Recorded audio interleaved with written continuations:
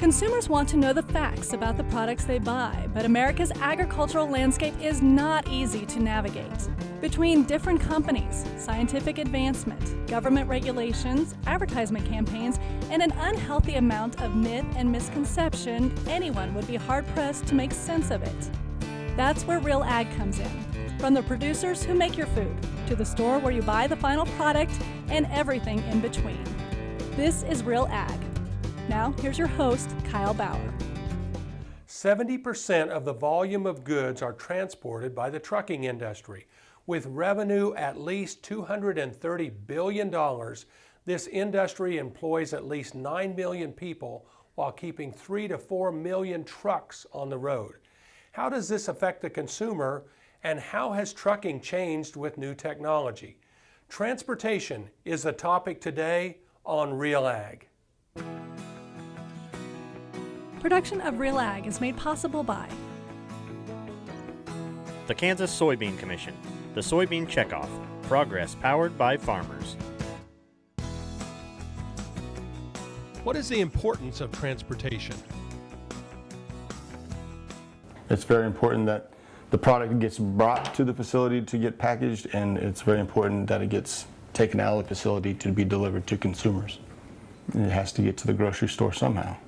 You can get it there through a mom and pop food delivery service. You can get it through commercial. You can get it through a train. If you live close to the water, you can get it through a boat, railways, railheads. The trucks themselves, I'm saying it's in the millions. You know, it's almost not on par with passenger cars, but when you talk about commercial vehicles, you're talking anywhere from your regular Ryder rental truck size all the way up to your 18-wheelers. You have several folks that, they're driving 100,000 miles a year. You multiply that times the number of trucks that are out there, it gets into the hundreds of millions. There has recently been a transition of electronic logging. How has this affected the industry? Your utilization is going to go down because you can only drive 11 hours in a 14-hour day. Whereas prior to, nobody wants to really admit this, but we were all kind of outlaws. We tried to follow the 11-hour rule. We tried to follow the 14-hour rule, but there were guys out there that stretched the limit. Now we can't do that. You drive 11 hours, you work 14 hours, and you have to shut down, which now to get across the United States, it used to be 2 days. Now it's, with the team, now it's 3 days. One side of me says it's going to be great, and another side of me, it's going to be a hindrance. But I think it's a learning curve that everybody's going to have to come around and get on the bandwagon, because it's not going away. It is what it is, and it's here to stay, whether you like it or not. We just have to figure out, relearn, redo our daily job with a satellite in our truck, an electric logbook. If utilization goes down, the driver's not going to make as much money, so that means the rate is going to have to go up, which that means that in the end, your hamburger that now is $1.99 is going to be $2.50. Not going to say that that's the actual number, but it will definitely go up, one way or the other. Each driver would have a login, and so when it sees that driver, it switches to his hours of service record, so to speak. And so whether he goes from truck to truck, but most drivers drive the same truck all the time. Rarely do you have drivers moving from different truck to different truck on that. And once the full electronic logs come in, only those companies that are subject to hours of service are going to be into that electronic logging. And some of the motor carriers that have the exemptions, they may not have to worry about it one day, but the next day they don't meet the exception, so they're back in. So they'll have to have the electronic logging devices to cover those time frames where they're subject to the federal regs, but they don't have to worry about it when they're not subject to the federal regs. It all depends on the load and where they're going and so forth.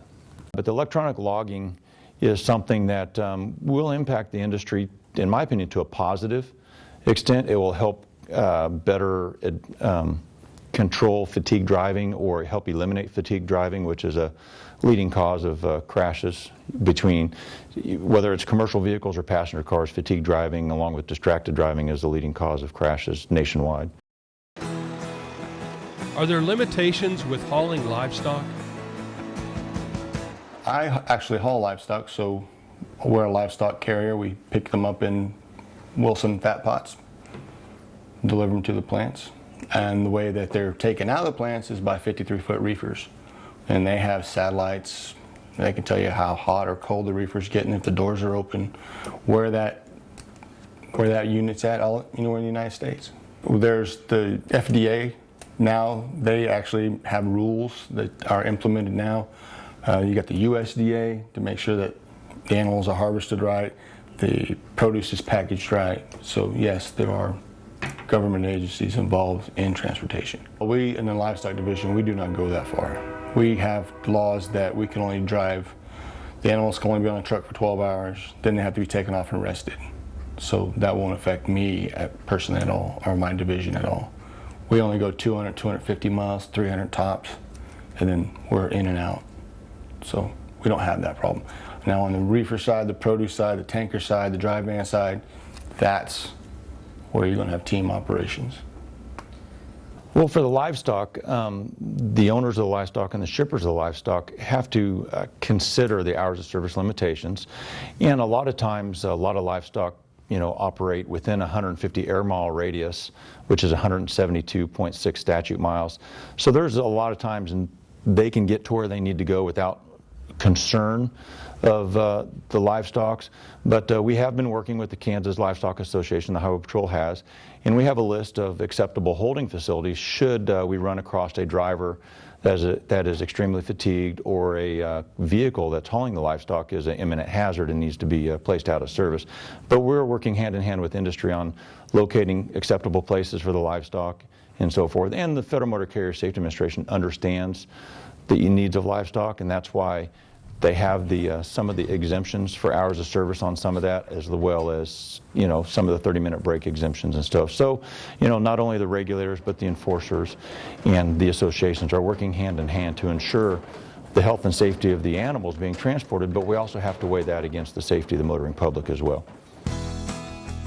Are there regulations regarding food transportation?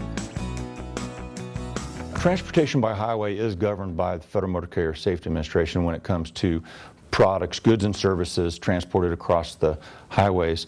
So they control or regulate the motor carriers that transport this stuff, along with the hazardous materials folks at Pipeline Hazardous Materials Safety Administration. They do the hazardous materials side of it. Now, when it comes to food and stuff like that, if there's an incident on the highway, then our enforcement personnel are directed to contact Kansas Department of Health and Environment so they can come out and check the load to see if there's any breaches and stuff like that, to see if the load needs to be condemned or whatever. Also, the Food and Drug Administration has rules and regulations for the shipper and the transporter to follow during certain transportations of food as well. And so the motor carrier industry, or the carrier/shipper, have to understand the different aspects of what they're doing. And it's we don't regulate FDA rules roadside. We regulate, or we enforce, Kansas law and those rules adopted from the Federal Motor Carrier Safety Administration. If we have a breach for food transportation, then we get a hold of Kansas Department of Health and Environment, and they'll come out and figure out if the load's going to continue onto that. So, and then with regulations, mostly every state adopts the federal regulations equally across. There might be some little permitting things with livestock between each state. There might be some permitting things with produce. Like if you've ever gone to California, Arizona, you have the produce checks going into those states. So it could be something that way, but for the most part, all the regulations are geared towards successful or seamless interstate transportation throughout the U.S. We've all seen weigh stations along the interstate highways. What is their purpose?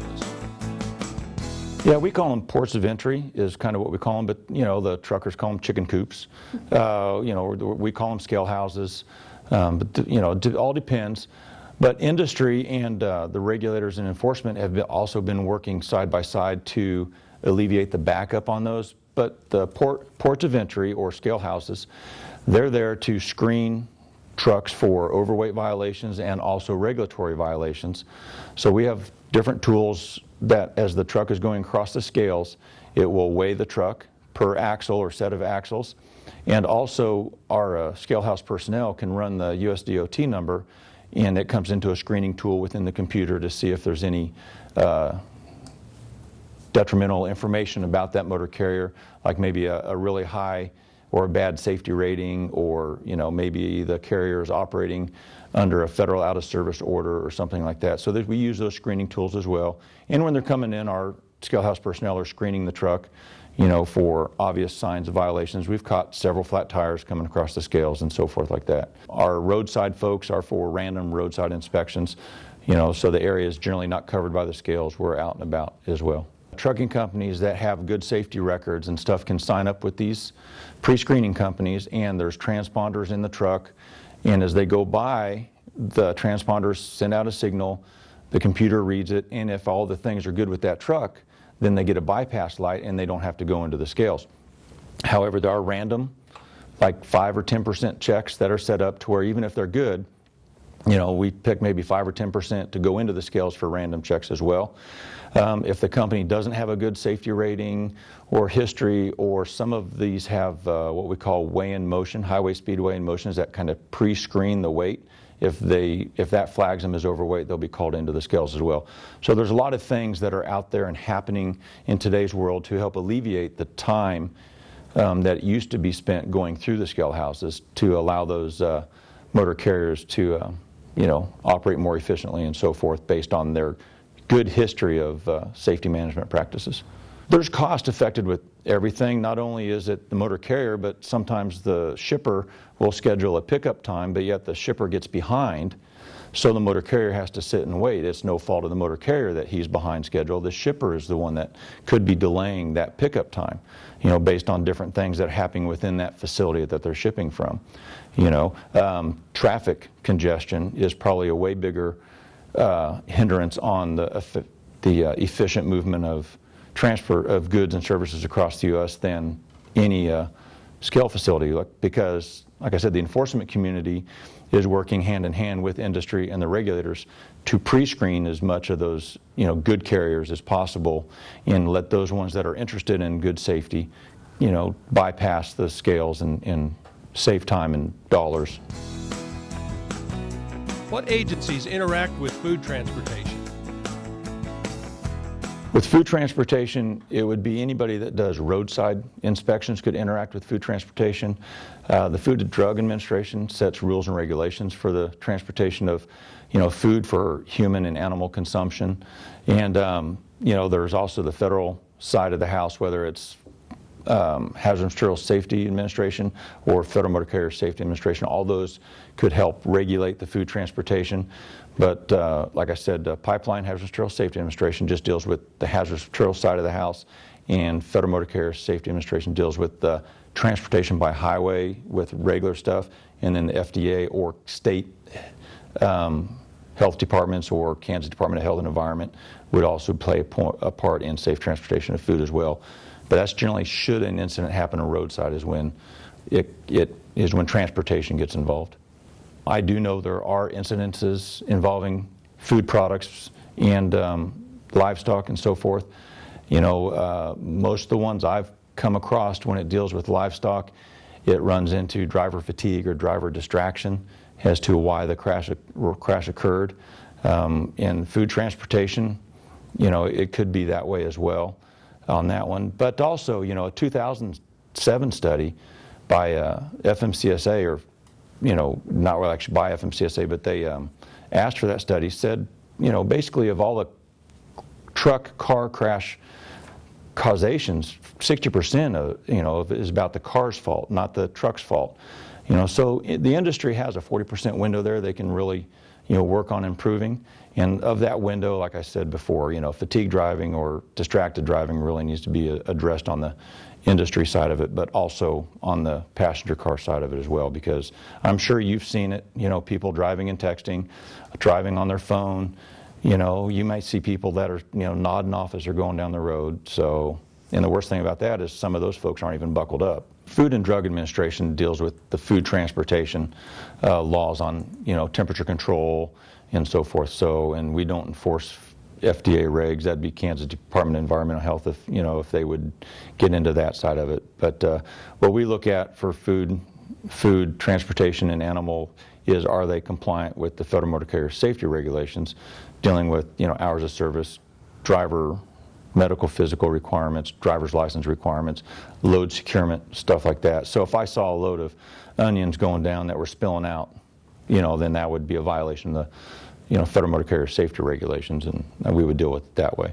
If I stopped a load that had frozen food in it, but yet the refrigeration unit was broken to where this frozen food was thawing out, then I would contact Kansas Department of Health and Environment, and they would come and do what they need to do, probably condemn the load. If they deem it's no longer safe for human consumption, they would condemn the load and go that way about it. But that's where our resource is, should we find an incident or something that we feel is unsafe with transportation of food.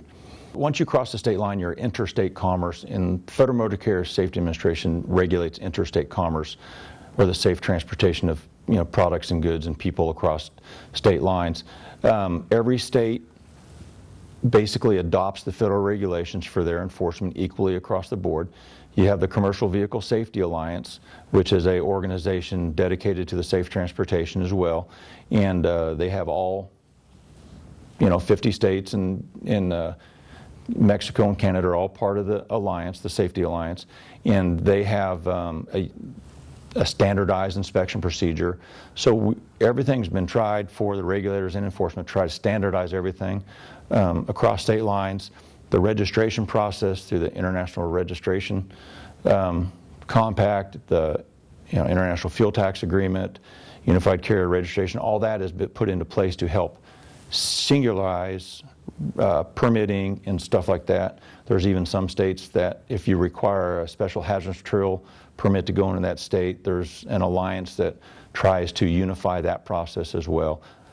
So very rarely, there's some states that have individual permitting requirements, and generally that's with your livestock going into that, or like I said earlier, your fruits or vegetables going across state lines. And the two I really remember that is Arizona and California have different regs to try and prevent some issues going into their states with contaminated fruit or something. What are some of the challenges facing the trucking industry? Weather's the number one challenge. When it snows, wind, rain blows, it slows everything down. You got a demanding packer or a demanding business of whatever it may be, they want their product in there. Weather, snow slows it down. That's my number one right there, weather. Everything else, number two is drivers. Number three is the packer itself. I don't ever have any problems with the packer, but weather and the drivers, that's the number one and two. When I was a kid, my dad's a truck driver, was a truck driver. When I was a child, you wanted to be like your dad. You wanted to be a truck driver.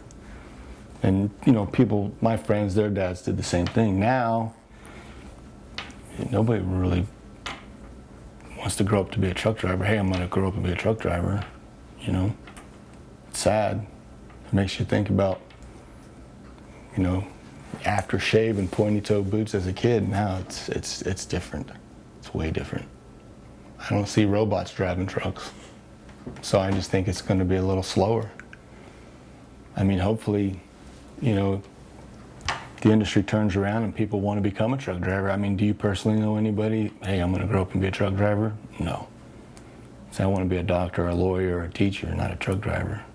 There's a lot of rules they have to follow. They're away from their families for periods of time, days, weeks, months. It could just be driver pay. And we have a good recruiting crew here at National, and they're pretty competitive. And you get paid 40-some cents a mile. You don't think that's very much, but when you drive 2,800 a week or 3,000, it adds up. If you got a guy that's making 55 cents a mile, it's even more. But if you got a guy that's only making 32, you see where it's all over the board. So I think it's a little bit of everything. Yeah, there's challenges everywhere you go. One of it's manpower. You have hundreds of thousands of commercial vehicles transiting the state every day, and with the current manpower situation with the Kansas Highway Patrol, we can't get everybody out there, in the percentages of actually being a motor carrier and being stopped are not that high, but the randomness of it does help us regulate there. And then some of the exceptions out there become a challenge when Federal Motor Carrier or the U.S. Congress, put exceptions out there, we have to go train our guys to remember those exceptions to make sure this portion of the industry has certain exceptions from some of the regulations, but not all of them. So everybody's still interested in, like I said, making sure everybody gets from point A to point B safely. But that's the biggest challenge, is manpower issues and some of the exceptions that come about. You just getting that information out there to the roadside inspector and retraining them all the time. Just like any law or regulation, those documents are always living and breathing documents. So in Kansas, we have 12 hours of what we call in-service training for our commercial vehicle inspectors, and then another additional 8 hours if you're hazardous materials certified as well. So we have 20 hours of training annually for us to review any new or updated regulations or tweaked regulations, so to speak, and we also go over inspection issues that we find if we have some inspectors or a high percentage that are kind of straying off, where we forgot about something. We'll bring them back in line with that one, and so forth. But the biggest time when some of the exceptions that come in is every time there's a highway reauthorization bill. Some of those exceptions come in through the U.S. Congress, and they vote them in, so it becomes law of the land, and then the regulatory agencies have to go ahead and automatically adopt those exceptions as well. So for the most part, that's the huge influx of changes from the reauthorization periods. Kansas Highway Patrol does outreach. We're at farm shows, we're at other types of events and association shows. So we're there helping folks learn about the new regulations. But the motor carrier industry and their different associations do a lot of training as well, like the American Trucking Association, the OIDA, Owner Operators Independent Drivers Association, the National Tank Truck Carriers. They all have training that's put out there. FMCSA, or Federal Motor Carrier Safety Administration, does outreach. Pipeline Hazardous Material Safety Administration does outreach with the electronic age. There's information coming out on Twitter, on Facebook, on the individual agencies' websites, on the association websites. There's all kinds of really good information that's coming out there, and the outreach is tremendous. But as an industry or a motor carrier, it's part of your responsibility to understand the industry you're going into as well. I always like to use an analogy. If you go hire an electrician, you hope he knows the current electrical codes. Well, just like a motor carrier, you hope he understands the current regulations that he has to operate under as well. Without trucks, without transportation, this place is going to stop completely. If you have it in your house, how to get there? Buy a truck. Buy a piece of transportation. Buy a flat truck. Buy an 18-wheel truck. Buy a 10-wheel, whatever.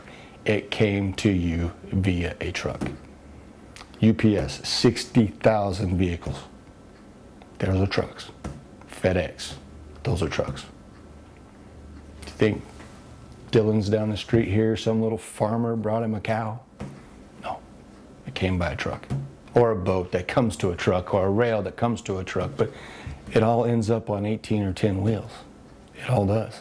And I know a lot of people, they don't like truck drivers, they don't like transportation, they don't like those huge vehicles slowing them down at 60 miles an hour on Highway 54 or wherever it may be, but slow down, save fuel, I get it, but it's still a truck.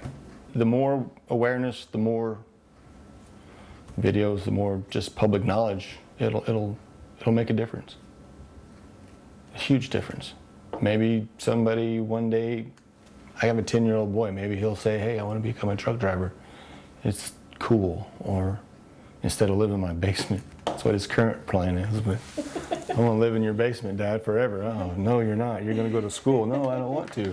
Well, maybe this will make him want to, hey, I want to become a truck driver.